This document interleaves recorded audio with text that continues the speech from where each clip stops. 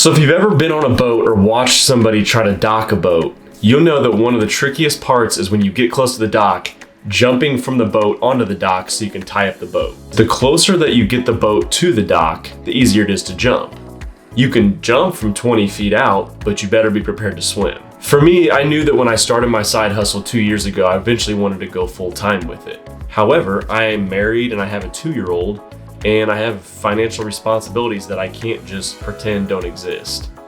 So here are my 3 tips for knowing when it's the right time to go from side hustle to full time. So number 1 is you've proven the concept. It's really fun to imagine coming up with a business idea and just going all in, going for it, dropping everything else. But in reality, it's a much better idea to prove that you can actually make money doing the thing that you're trying to do. Not only that, but just proving that there's a market for it out there and that there is a customer for the service that you're selling. For me, I had to prove to myself that I could do video marketing, and I also had to prove to my wife that I was going to be serious about it and stick with it long enough to make it a possible business idea. If you can build up a portfolio of work that you've done and actually have people paying you to do that work, you're much more likely to be successful because you know that the skill that you provide is valuable and that there is a customer base for it. The other part of this is you know how to go out and find clients and close them. You know, selling is a huge part of entrepreneurship that a lot of people don't talk about, and just because you're good at doing the skill, you're good at providing the service, doesn't mean that you know how to go out and find people that'll actually pay you to do that. Number 2, you are financially stable. And this is going to mean a lot of different things to a lot of different people. But for me, it meant getting out of debt. So my wife and I just have our mortgage left. We got rid of our student loans, car payments, credit cards canceled. All of that stuff is gone from our lives. We spent a couple of years working really hard to do that, and that's put us in a position to where all the money that we have coming in, we're able to use for our benefit now. It also means making sure that this new business that you're trying to start is financially stable as well, meaning that the business is producing enough income each month to cover all of your costs, plus a little bit to use to grow the business or to take out personally. I've accomplished this by starting really small.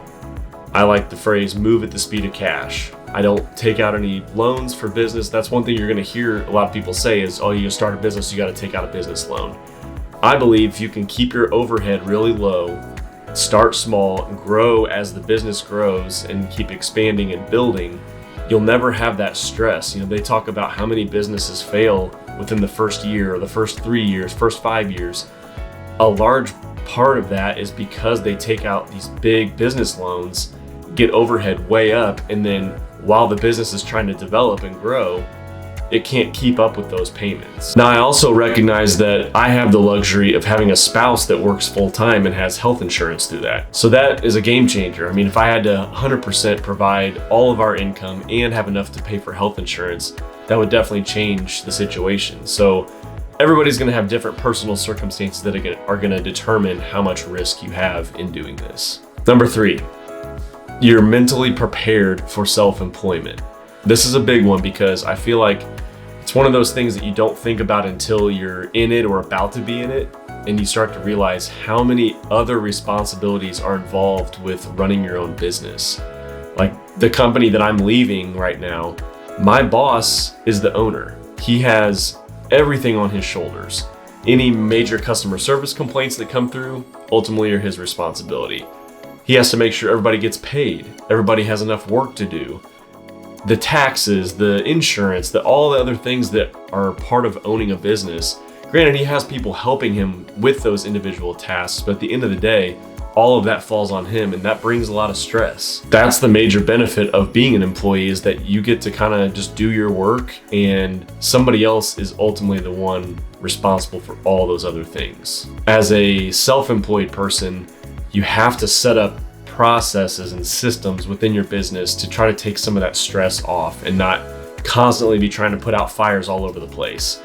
You have to have some efficiency built in, otherwise you can't focus on the thing that it is that you're trying to provide to customers, which is your service. And you can't go out and find customers because you're dealing with all these other things. So some of that can be outsourced to tax professionals or other contractors, and some of it you just have to build a process that you can live with that's going to help you survive and grow in your business. There are a ton of other factors that come into play when you're talking about transitioning from a side hustle to full-time, but these are the three that I focused on as I'm preparing to do this, and I hope it's been helpful for you. If so, please like and subscribe to the channel, and good luck with whatever you're working on. I'll see you in the next one.